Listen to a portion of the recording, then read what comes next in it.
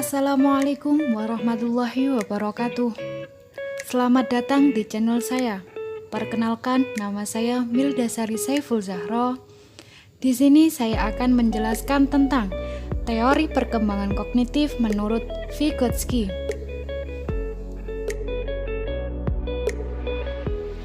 Sebelum kita masuk ke penjelasan, kita kenali dulu siapa itu Vygotsky.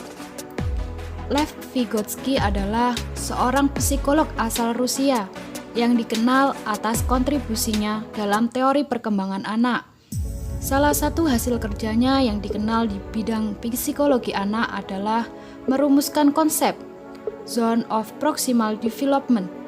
Konsep ini menerangkan bahwa dalam proses pembelajaran seorang anak ada sebuah area di mana anak tersebut harus diberikan bantuan eksternal untuk dapat belajar hal yang baru, sedangkan ada area lain di mana anak tersebut dapat belajar mandiri tanpa harus dibantu.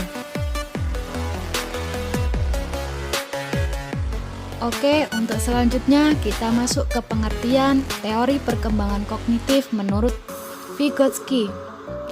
Teori perkembangan kognitif menurut Vygotsky yaitu teori di mana anak ketika belajar mendapat pengaruh besar dari orang tua dan orang-orang di sekitarnya. Karena anak-anak jika diajari oleh orang tua dan orang-orang yang sudah terlatih, maka anak akan lebih memahami dan mengerti apa yang sedang ia lakukan dan ia pelajari. Pada teori ini, Vygotsky juga menekankan bagaimana proses-proses perkembangan mental yang dialami oleh anak.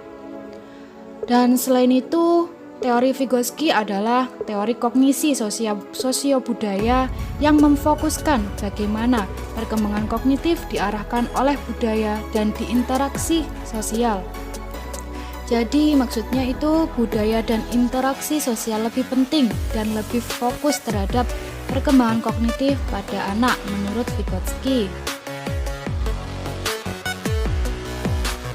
Teori perkembangan kognitif Vygotsky. Teori perkembangan kognitif Vygotsky ini ada 3. Yang pertama yaitu konsep zona perkembangan proksimal.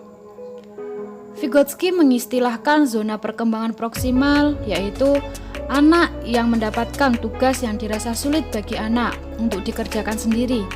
Akan tetapi jika dibantu oleh orang dewasa atau oleh orang yang berlatih, maka anak dapat mengerjakan tugas yang dirasa sulit tersebut. Kemudian yang kedua yaitu konsep scaffolding. Vygotsky menjelaskan konsep tentang perubahan dukungan yang dialami oleh anak selama proses pembelajaran terkait dengan perkembangan kognitif. Kemudian yang ketiga yaitu konsep bahasa dan pemikiran. Menurut Vygotsky, pembicaraan yang dilakukan oleh anak tidak hanya untuk berkomunikasi saja, melainkan untuk membantu mereka dalam memenuhi kebutuhan mereka.